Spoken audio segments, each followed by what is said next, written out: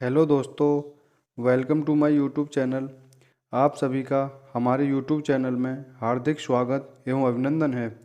I hope आप सब अच्छे होंगे। तो आज का जो हमारा टॉपिक रहने वाला है बहुत ही शानदार, बहुत ही जानदार और बहुत ही खास होने वाला है। तो आज का जो हमारा टॉपिक रहेगा भारतीय संविधान एवं राज्य व्यवस्था से रिलेटेड टॉपिक रहेगा, जिसमें हमने इस टॉपिक जिसमें हम टॉपिक डिस्कस कर रहे थे फंडामेंटल राइट्स, यानी जिसमें हम टॉपिक कौन सा डिस्कस कर रहे थे, फंडामेंटल राइट्स। तो जिसके हमने कुछ पार्ट डिस्कस किए थे। और आज का हमारा जो लेक्चर रहने वाला है बहुत ही शानदार, बहुत ही जानदार और बहुत ही महत्वपूर्ण होने वाला है परीक्षा की दृष्टि से। आज के लेक्चर में से 1 या 2 नंबर का जरूर ही परीक्षा में आने वाला है। तो हमारा आज का टॉपिक है फंडामेंटल राइट्स का, और इसका पार्ट रहेगा हमारा 7वां पार्ट रहेगा इसका। तो आज का जो हमारा मोटिवेशन कोड है, अगर वक्त बुरा है तो मेहनत करो, अगर वक्त बुरा है तो मेहनत करो, अगर वक्त अच्छा है तो किसी की मदद करो।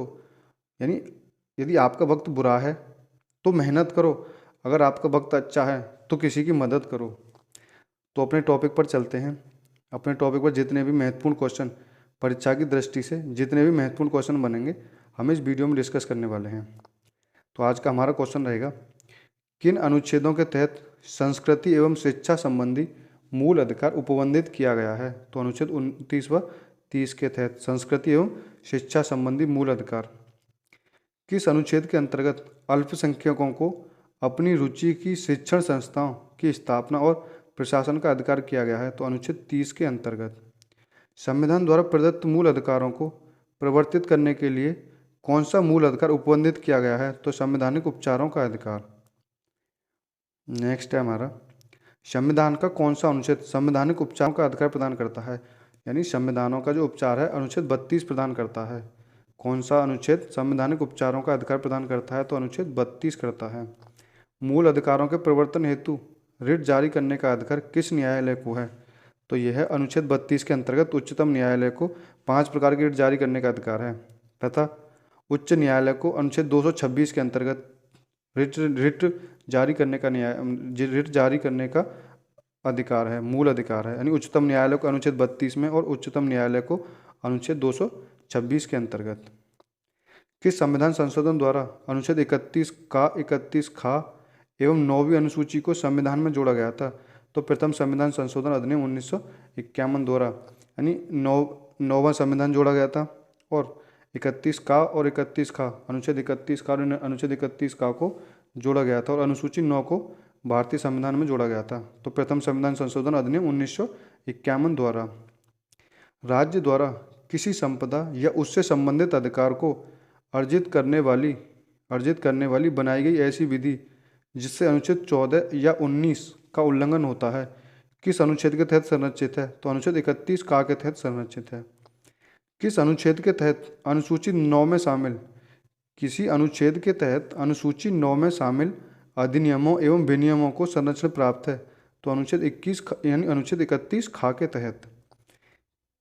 किसी अनुच्छेद के तहत अनुसूची 9 में शामिल अधिनियमों एवं विनियमों को संरक्षण प्राप्त है? तो अनुच्छेद यानी 31 खा के तहत। नेक्स्ट क्वेश्चन है हमारा, अनुच्छेद 31 खा एवं अनुसूची 9 को संविधान में किस उद्देश्य से जोड़ा गया था? तो भूमि सुधार विधियों को संरक्षित करने के उद्देश्य से। वर्तमान में अनुसूची 9 के तहत संरक्षित अधिनियमों की कुल संख्या कितनी थी? यानी वर्तमान में अनुसूची 9 के तहत संरक्षित जो अधिनियमों की कुल संख्या थी वो थी 284 थी। किस बात में सर्वोच्च न्यायालय ने कहा कि केशवानंद भारती के निर्णय के बाद अनुसूची 9 में शामिल अधिनियमों का आधारभूत ढांचे के आधार पर न्यायिक पुनर्विलोकन किया जा सकता है? तो ये किया जा सकता IR शैलो बनाम तमिलनाडु राज्य 2007, यानी IR शैलो बनाम तमिलनाडु राज्य 2007। अनुच्छेद 31 का किस संविधान संशोधन द्वारा जोड़ा गया था? अनुच्छेद 31 का था वो 25वें संविधान संशोधन 1971 द्वारा जोड़ा गया था। अनुच्छेद 31 का किन अनुच्छेदों में वर्णित नीति निर्देशक तत्वों को मूल अधिकारों पर अभिभावी बनाता है? अनुच्छेद 31 जो है किस अनुच्छेदों में वर्णित नीति निर्देशक तत्वों को मूल अधिकारों पर अभिभावी बनाता है? तो अनुच्छेद 39 खा और 39 गा में वर्णित। नेक्स्ट है हमारा, एक शैक्षणिक एक शैक्षणिक पाठ्यक्रम में एक वैकल्पिक विषय के रूप में संस्कृत की अधिमान्यता है, जबकि अरबी या फारसी या अन्य समान भाषाओं की ऐसी परिस्थिति स्वीकार न करना धर्मनिरपेक्षता के मूल सिद्धांतों को प्रहरित नहीं करेगा। तो ये यूपीपीसीएस प्री में 2019 में 2009 में पूछा गया था। नेक्स्ट है हमारा अनुच्छेद 30 के अंतर्गत स्थापित किसी शिक्षण संस्था व प्रबंधन समिति गठित करने, शिक्षण का माध्यम निर्धारित करने, शैक्षणिक एवं प्रशासनिक नीति निर्धारित करने तथा शिक्षक नियुक्त करने का अधिकार है। तो शिक्षक नियुक्त का अधिकार तो है, किंतु उसे पाठ्यक्रम निर्माता करने का अधिकार नहीं है। तो ये आर्टिकल 30 में कहा गया था और ये क्वेश्चन यूपीपीसीएस 1999 में पूछा गया था। नेक्स्ट है हमारा क्वेश्चन, सेंट स्टीफन कॉलेज बनाम दिल्ली विश्वविद्यालय। सेंट स्टीफन कॉलेज बनाम दिल्ली विश्वविद्यालय के मामले में धारित किया गया कि राज्य से सरकारी सहायता प्राप्त अल्पसंख्यक शिक्षण संस्था अपने विशिष्ट समुदाय के लिए 50% सीटें आरक्षित कर सकती है। यानी सेंट स्टीफन कॉलेज बनाम दिल्ली विश्वविद्यालय के मामले में संविधान का अनुच्छेद 30 सिर्फ धार्मिक और भाषाई अल्पसंख्यकों को मान्यता प्रदान करता है। यानी अनुच्छेद 30 जो है धार्मिक और भाषाई अल्पसंख्यकों को मान्यता प्राप्त करता है। तो ये आईएएस की प्री परीक्षा में पूछा गया था 2009 में, आईएएस की प्री परीक्षा में 2009 में पूछा गया था। तो नेक्स्ट है हमारा, किस संविधान संशोधन द्वारा शिक्षा के मूल अधिकार को, यानी नेक्स्ट है हमारा, किस संविधान संशोधन द्वारा शिक्षा के अधिकार को मूल अधिकार का दर्जा दिया गया। तो 86वें संविधान संशोधन अधिनियम 2002 द्वारा। तो ये यूपीपीसीएस 2007 में पूछा गया क्वेश्चन है कि किस संविधान संशोधन द्वारा शिक्षा के अधिकार को मूल अधिकार का दर्जा दिया गया था। तो 86वें संविधान संशोधन अधिनियम 2002 द्वारा। किस अनुच्छेद के अंतर्गत 6 वर्ष से 14 वर्ष तक के आयु के बालकों को शिक्षा का मूल अधिकार प्रदान किया गया है। तो अनुच्छेद 21 का के अंतर्गत, यानी अनुच्छेद 21 का के अंतर्गत 6 से 14 वर्ष के आयु के बच्चों को मूल अधिकार प्रदान किया गया है। नेक्स्ट है हमारा, अनुच्छेद 21 का के अंतर्गत किस आयु वर्ग के बालकों को निःशुल्क एवं अनिवार्य शिक्षा का मूल अधिकार प्रदान किया गया है। यानी किस आयु के बच्चों को। तो अनुच्छेद 21 के अंतर्गत किस आयु वर्ग के बालकों को निःशुल्क एवं अनिवार्य शिक्षा का मूल अधिकार प्रदान किया गया। तो यह 6 से 14 वर्ष तक के बालकों को। किस अनुच्छेद के अंतर्गत गिरफ्तार किए गए व्यक्ति के अधिकारों का उल्लेख किया गया है। तो अनुच्छेद 22 के अंतर्गत गिरफ्तार किए गए व्यक्तियों के अधिकार का उल्लेख किया गया है। अनुच्छेद 22 के अंतर्गत, नेक्स्ट है हमारा, अनुच्छेद 22 के अंतर्गत किन विधियों के अधीन गिरफ्तार व्यक्तियों के अधिकार का उल्लेख किया गया है। अनुच्छेद 22 के अंतर्गत किन विधियों के अधीन गिरफ्तार व्यक्तियों के अधिकार का उल्लेख किया गया है। तो यह सामान्य दंड विधि के अधीन तथा निवारक निरोध विधि के अधीन, यानी सामान्य दंड विधि के अधीन तथा निवारक निरोध विधि के अधीन। नेक्स्ट क्वेश्चन हमारा, सामान्य दंड विधि के अधीन गिरफ्तार व्यक्ति को कौन कौन से अधिकार प्राप्त हैं। यानी सामान्य विधि के जो अधीन जो व्यक्ति गिरफ्तार किए जाते हैं उनको ये अधिकार प्राप्त हैं।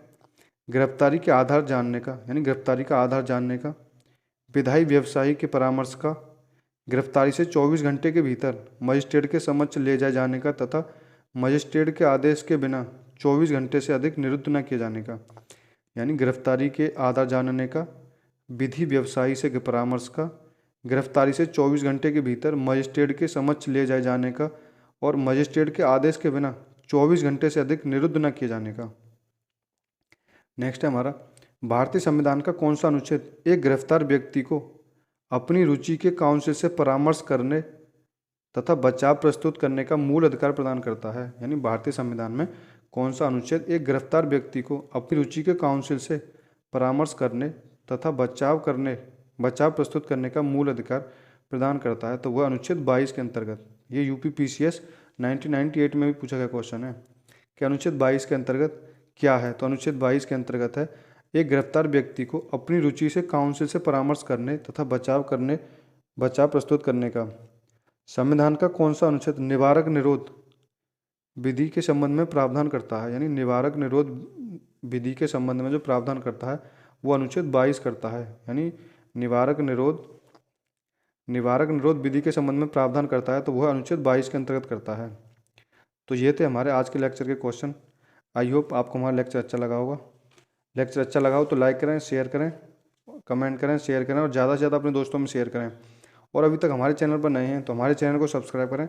और मूल अधिकार की अभी तक सीरीज़ नहीं देखी है तो उसे स्टार्टिंग से हमारा पार्ट 1 से देखना स्टार्ट करें। Thank you guys. जय हिंद, जय भारत।